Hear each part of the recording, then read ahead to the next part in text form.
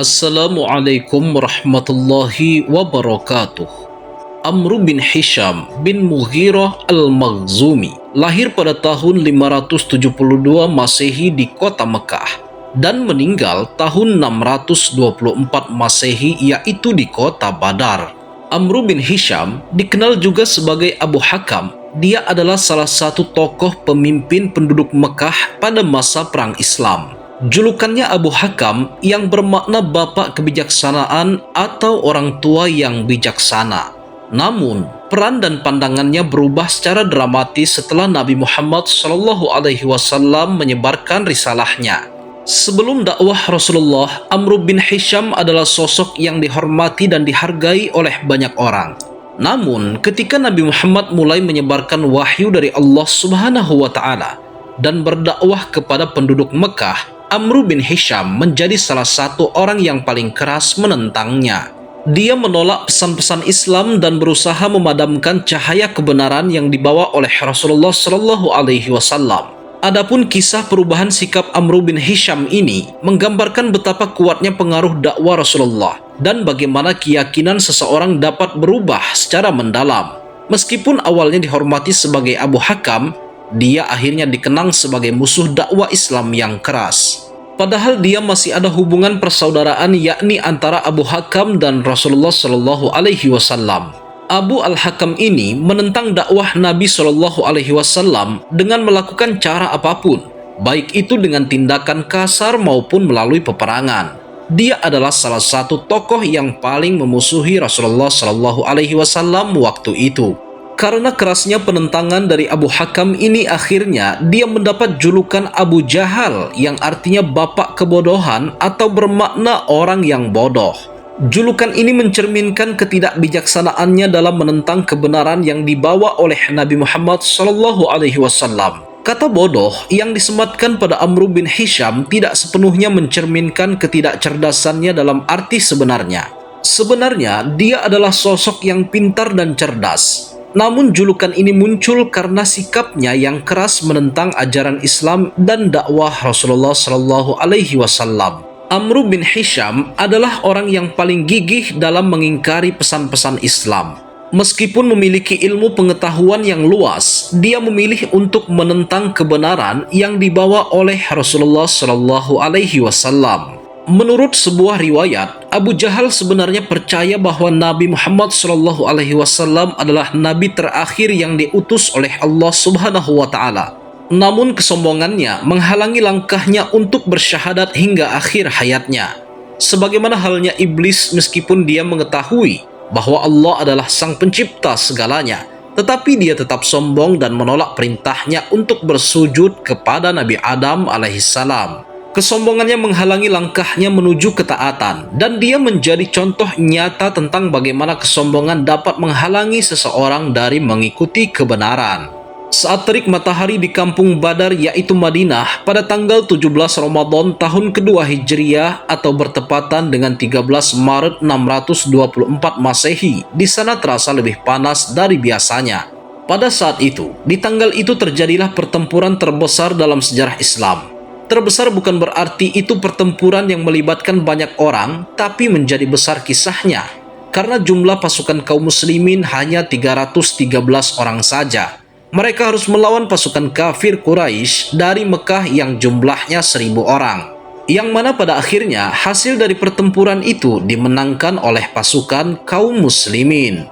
Pada video ini, kita tidak akan membahas secara rinci tentang kisah Perang Badar dan faktor-faktor kemenangan kaum muslimin. Akan tetapi, kita akan memfokuskan perhatian pada sudut pandang Abu Jahalnya saja. Karena pada saat itu, Abu Jahal memegang peran kunci sebagai pemimpin pasukan kafir Quraisy. Ketika perang belum mencapai puncaknya saat itu, salah seorang sahabat Rasulullah SAW yang bernama Abdurrahman bin Auf berhenti di tengah-tengah barisan pasukan muslimin. Tiba-tiba ada seorang anak muda yang mungkin usianya antara 16 atau 17 tahunan datang mendekatinya. Anak muda ini berkata, "Wahai paman, apakah paman mengenal Abu Jahal?" Abdurrahman bin Auf radhiyallahu an menjawab, "Saya mengenalnya, wahai anak muda." "Kamu ada perlu apa dengannya?" jawab sahabat ini. Dengan nada agak marah, anak muda ini berkata, Aku dengar di Mekah, Abu Jahal ini sering memaki-maki Rasulullah. Demi Allah, yang telah menguasai jiwaku, kalau saja aku melihat Abu Jahal ini, aku tidak akan lepaskan sebelum salah satu dari kami ada yang mati. Belakangan diketahui, pemuda yang berbicara dengan Abdurrahman bin Auf ini adalah seorang pemuda yang bernama Mu'az bin Afra yang berasal dari kaum Ansor. Kemudian Abdurrahman radhiyallahu an sangat terkesan mendengar kata-kata dari si pemuda. Belum lagi hilang rasa takjubnya kepada pemuda ini. Tak lama berselang, tiba-tiba datang lagi seorang pemuda lainnya yang juga berasal dari kaum Ansor. Pemuda yang baru datang ini langsung berkata kepada Abdurrahman bin Auf, "Wahai paman, apa paman tahu yang mana Abu Jahal?" Abdurrahman radhiyallahu an menjawab, "Iya, tentu saja saya tahu. Ada perlu apa engkau dengannya?" Anak muda ini menjawab, "Aku dengar Abu Jahal selalu bersikap kasar terhadap Rasulullah di Mekah. Demi Allah, aku betul-betul ingin membunuhnya." Ternyata pemuda kedua yang mendatangi Abdurrahman radhiyallahu an ini adalah adiknya Mu'az bin Afra, yang namanya adalah Muawiz bin Afra, yang usianya baru menginjak 15 tahun. Jadi, beda dengan kakaknya tadi antara 1 tahun atau 2 tahun lebih muda. Lalu di kejauhan, Abdurrahman radhiyallahu an melihat sosok Abu Jahal. "Itu dia Abu Jahal," seru Abdurrahman bin Auf sambil menunjuk orang yang beliau maksud. Saat itu Abu Jahal ini sudah tahu kalau dirinya menjadi sasaran utama dari pasukan kaum muslimin. Itu sebabnya dia dijaga ketat oleh pasukan kaum kafir Quraisy. Abu Jahal dilindungi oleh 10 lapis pasukan yang bersenjata lengkap. Setelah mereka tahu yang mana Abu Jahal, kedua kakak beradik ini langsung melesat maju bagaikan anak panah yang terlepas dari busurnya. Keduanya menerobos 10 lapis pasukan Quraisy demi bisa menggapai Abu Jahal yang saat itu berada di belakang pasukan. Pemuda 15 tahun yang bernama Muawiz atau si adik berhasil menerobos pasukan penjaga Abu Jahal. Pedangnya sukses melukai paha Abu Jahal dengan sayatan yang dalam. Hanya saja, Muawiz terbunuh duluan sebelum berhasil membunuh Abu Jahal. Pemuda yang berusia 15 tahun ini pun syahid. Saat itu juga kemudian si kakak yang berusia 17 tahun berhasil melukai kaki Abu Jahal yang sebelahnya. Dan Mu'az atau si kakak ini menjemput syahid seperti adiknya. Pemuda 17 tahun itu terbunuh juga sebelum membunuh Abu Jahal. Meskipun Abu Jahal tidak terbunuh, akan tetapi karena 2 serangan itu tubuhnya sempat limbung. Dan pada akhirnya tersungkur ke tanah dengan darah yang mengucur deras dari kedua kakinya. Pada saat Abu Jahal sudah tak berdaya, saat itulah salah seorang sahabat Rasulullah Shallallahu Alaihi Wasallam yang bernama Ibnu Mas'ud mendekati Abu Jahal dengan pedangnya. Beliau langsung berdiri di tengah tubuh Abu Jahal yang saat itu sedang sekarat. Saat Ibnu Mas'ud mau memenggal lehernya, Abu Jahal memberi isyarat dengan matanya seperti ingin mengucapkan sesuatu. Mungkin kata-kata terakhirnya, Ibnu Mas'ud radhiyallahu an saat itu berpikir, mungkin si Abu Jahal ini mau bersyahadat di detik-detik terakhir kehidupannya. Kemudian Ibnu Mas'ud menahan pedangnya itu dan mendekatkan telinganya ke mulut Abu Jahal.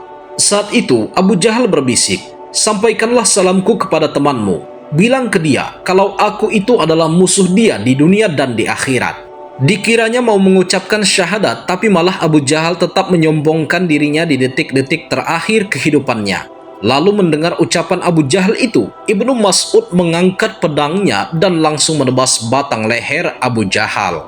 Rasulullah Shallallahu Alaihi Wasallam bertanya kepada Ibnu Mas'ud apa yang diucapkannya. Ibnu Mas'ud radhiyallahu an menjawab, "Dia katakan, dia musuh engkau wahai Rasulullah, baik di dunia maupun di akhirat." Adapun akhir dari peperangan itu dimenangkan oleh kaum muslimin meskipun jumlah pasukannya jauh lebih sedikit. Bahkan jumlah korban perang ini hanya 14 orang saja dari kaum muslimin dan 70 orang dari kaum kafir. Selain itu, pasukan kaum muslimin berhasil menawan sekitar 70 orang pasukan kafir Quraisy. Seperti yang telah disebutkan, kaum kafir yang tewas yaitu 70 orang, termasuk di dalamnya ada Abu Jahal. Dan di tempat itu pula ke-70 orang itu dikuburkan. Jadi, mayat Abu Jahal dikubur bersama 69 orang pasukan kafir, dikubur di area medan perang itu. Setelah mereka ditimbun tanah, Nabi Shallallahu Alaihi Wasallam mendekati kuburan mereka, sebagaimana yang diriwayatkan. Rasulullah Shallallahu Alaihi Wasallam lalu berbicara dengan orang-orang kafir yang telah mati itu di dalam kuburnya.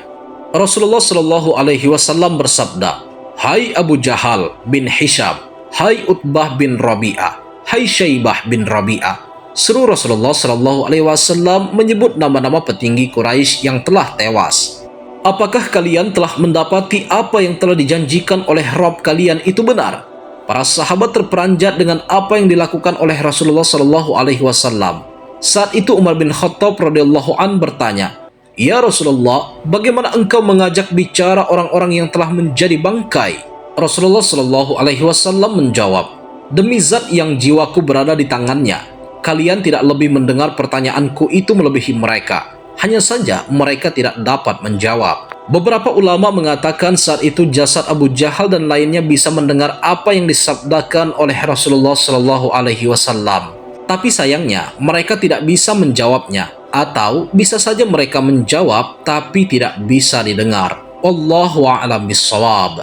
Wassalamualaikum warahmatullahi wabarakatuh.